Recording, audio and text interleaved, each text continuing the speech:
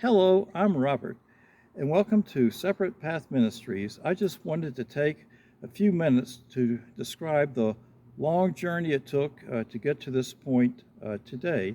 I do have a separate posting that's introduction to the channel. However, this posting will give a much broader and in-depth look at the history of how we got to this point today. But before we go any further, let me give a disclaimer.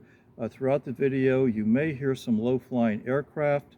We're located in a remote area. Pilots use it for training, I guess because there's not much commercial air traffic around here. So where are we located? Well, quite literally, so it seems, in the middle of nowhere in the sun-baked southern Arizona desert. And to give credibility to that statement, the picture on my banner heading, that was actually made just on the other side of the wall here. And that thumbnail picture of the Dirt Devil, that was made on the other side of the wall around the corner over there. And during the summers, we're one of the hottest places on the planet. And I don't know what the temperature is out here right now, but believe me, it's baking out here. I'm trying to get under as much shade as I possibly can with these citrus trees. So when did this all start? Well, actually, I had just turned 7 years old, and my father gave me a global stamp collection for Christmas. I don't know how many people collect stamps anymore, but it was a popular hobby in those days. Actually, I think he got it more for himself than for me, but for a 7-year-old, it was really fascinating to sit there at the kitchen table and just look at stamps from all these countries spread out before me, some places I'd never heard of, and just wonder about where they're located, what's their culture like, what's their history like, what's their government like. And unfortunately, in those days, and also too, where I was living, information about other countries was very limited, and what was available was often outdated and perhaps somewhat biased. But still, I went to the library anyway to try to see what information I could find on some of the countries that had the more interesting stamps. And some of my favorite here, I always like this one here from Malaysia. Oh, that was a nice looking stamp. This is an unusual one here.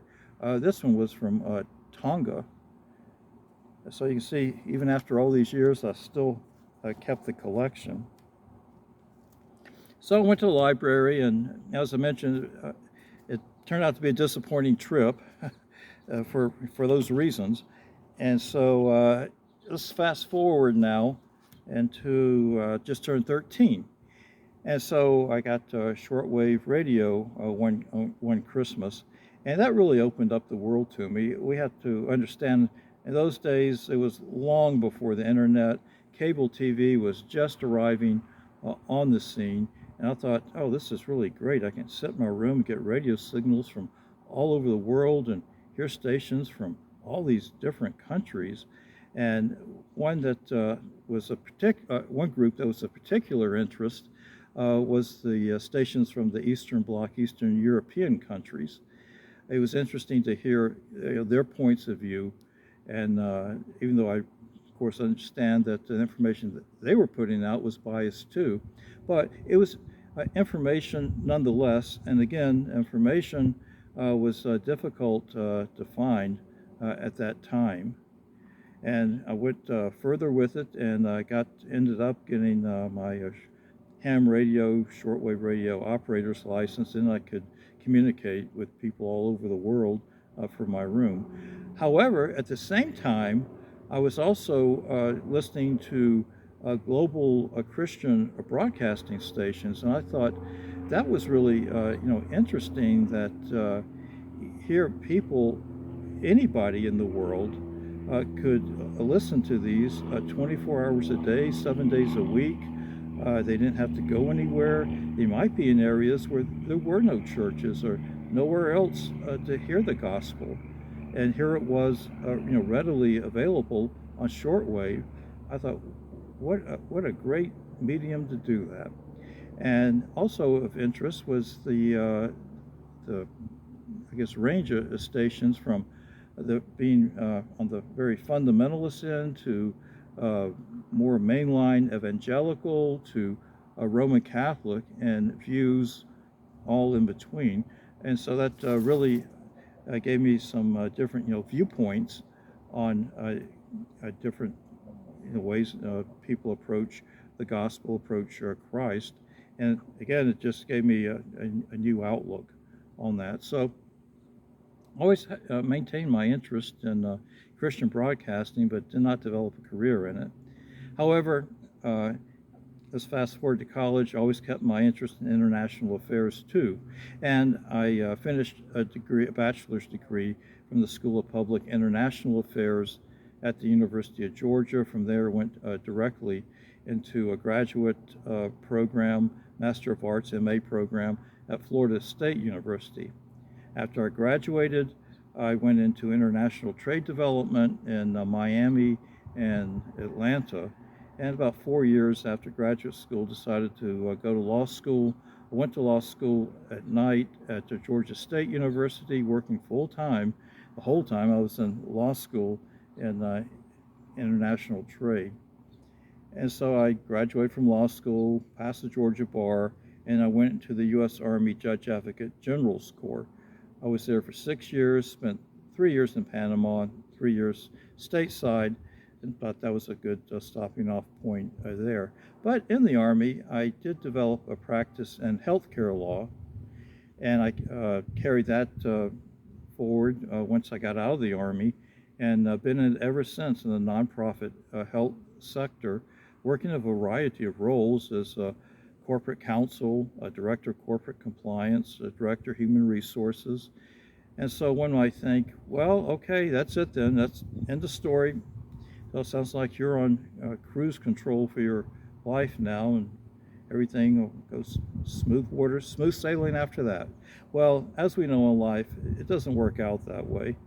I mean, all of us, as we go through life, we have challenges, ups and downs, no different from me, as with anybody else with that. And so I decided that, it's interesting, Christian broadcasting never did go away. I just need an entry point. And so along comes YouTube, there's an opportunity. However, before I got into that, I knew I really needed a much more thorough and stronger grounding in a theology and Bible study. So to test the waters, I enrolled in an Associate of Arts program, AA degree program, with a school called Harvest Time International Institute. Actually, I did that. I was laid up for a surgery, and so I just got tired of flipping channels on TV, looking at mindless programs, and I was thinking, man, I got to find something more constructive than this.